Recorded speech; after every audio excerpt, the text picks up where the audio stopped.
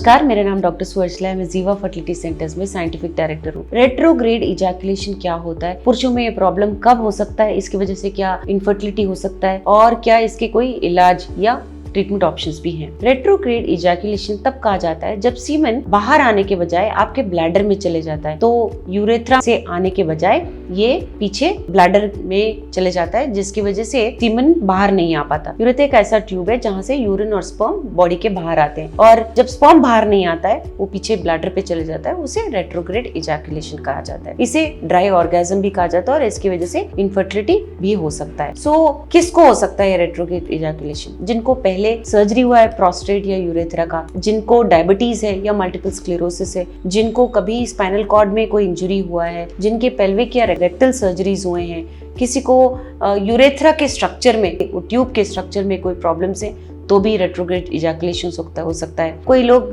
कुछ मेडिकेशंस ले रहे होते हैं, जैसे कि प्रोस्टेट मेडिकेशंस हो गए, हाई ब्लड प्रेशर मेडिकेशंस या एंटी डिप्रेसेंट्स, उनमें भी ये कॉमनली देखा गया है। तो ये होता क्यों है? आपके जो ब्लैडर स्फिंक्टर के पास, ब्लैडर का जो नेक होता है उसके पास सर्कुलर मसल होता है। अगर इस मसल में कोई डिफेक्ट है, ये मसल ठीक से काम नहीं कर पा रहा है, तो ये द्वार बंद नहीं होता है, जिसकी वजह से सीमन बाहर ना आकर पिछले तरफ से यूरिन के बैग में यानी कि ब्लैडर में चला जाता है। तो ये स्फिंक्टर ठीक से काम नहीं करता और ये ब्लैडर नेक जो है खुला रह जाता है, और बंद होने के बजाय खुला रहने के कारण इजैकुलेट जो है, सीमन जो है वो बाहर नहीं आते हुए लीस्ट रेजिस्टेंस कहाँ है, उसको पीछे ब्लैडर की तरफ है, इसीलिए वो ब्लैडर में चला जाता है, तो कलेक्शन वहां हो जाता है। ट्रीटमेंट अक्सर सिम्टम्स के मुताबिक दिया जाता है, और अक्सर आपके यूरोलॉजिस्ट और आप क्लिनिशियन बताएंगे कि इसके ज्यादा सीवियर सिम्टम्स नहीं है। अवश्य अगर आप बच्चों के लिए ट्राई कर रहे हैं तो इसके बारे में आपको अवश्य ध्यान देना चाहिए। अगर सीमन बाहर नहीं आता है, उसे एस्पर्मिया कहा जाता है। इसमें जैसे मैंने कहा, सीमन जो है पीछे चला गया है, ब्लैडर में आपके स्पर्म्स चले गए, तो जब ये प्रॉब्लम डिटेक्ट हो जाता है, पेशेंट को